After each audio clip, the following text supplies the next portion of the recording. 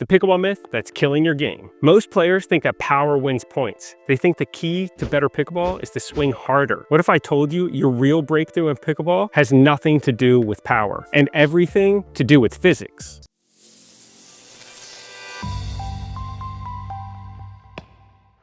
Here's a motto you should remember. Losers try to hit winners, and winners let losers lose. It's not flashy, but it works. Your job isn't to win every point. Your job is to hit one more ball than your opponent. That's it. If your average shot count going back and forth over the net is 3, in order to beat most players who beat you, you only need to increase your shot count by 1 more. That's a 33% increase. Just remember, consistency over power. Every unforced error is a gift. Number 2, the follow-through myth. Most people don't have a follow-through. They hit the ball and that's it, they stop. Or they hit the ball and they chop down on either their forehand or their backhand. And you might be thinking, okay, well, what does the follow-through have to do with the shot when the ball's already left the paddle? Good question. The ball only stays on the paddle for about 2 to 4 milliseconds. That's it. And then it's off, back on its way over the court to your opponent. So what does the follow-through have to do with it? Well, the follow-through, you still want to have a follow-through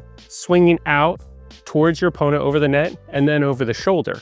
If you have a follow-through and you're early, you're still likely to make good contact and hit a good shot. If you have a follow-through and you hit it late, well, then you're out of luck. But the key to having a good follow-through is to swing out towards your opponent and up, then over your shoulder. Keeping a follow-through leads to a higher probability that you'll hit a good shot, especially if you're early and you don't time it perfectly at the side of your body. This is true with both your forehand and your backhand. If you're hitting a two-handed backhand, you're hitting contact at the side, but a follow-through allows you to hit it early and still hit a good shot. If you're late, again, another story. If you're hitting a one-handed backhand, you contact it out in front of you, but still, the follow-through is an important aspect of your stroke that can lead to better shots and a higher probability of success. The court doesn't lie, meaning that physics are what they are. The size of the court is what it is. So when you actually hit your shots, you want to hit them with a purpose. You want to engage in smart targeting, not trying to hit a winner. Smart targeting means hitting the higher probability shot, which most of the time is down the middle. Stop aiming for the lines and start aiming for margin. Give yourself a higher probability of getting one more shot over the net, and you'll be able to beat most people who beat you. This includes hitting the ball down the center towards the middle or hitting safety post, as we talked about in one of our other videos, which is about 2 to 3 feet inside the baseline and the sideline. Another myth in pickleball is the myth of power over balance, meaning you want to hit a hard shot or you want to reach to get the ball and forget completely about your balance, standing up on your 2 legs. You're not just hitting the ball with your arm. Remember, what this means is if you get a volley, you're not just leaning forward and bending over with your arm. This puts you at a disadvantage for your balance because your weight is leaning forwards. You want to keep an upright position and bend with your knees. Whether you're hitting a forehand or backhand volley or a forehand or backhand ground stroke, you need to incorporate your legs, not just your arms. Remember, hit with your legs and your waist and your core and fix your balance before you fix your paddle. Another myth in pickleball is emotion versus execution. Remember, you can't fix a mechanical problem with emotion. So if you miss a shot, don't pout or panic. Think why you missed that shot. Envision what the stroke was. If you're swinging at a ball, taking your racket back, straight back, not a loop, and just swinging at it, and at the moment of impact, your paddle face is pointing in the net. Well, that's the reason why you hit it in the net. There's nothing in the universe that's against you. Remember to breathe, adjust, and think of the mechanics of the stroke that you just hit and why it was that you missed it. For more instructional pickleball videos and tips, as well as strategy, make sure you hit that subscribe button.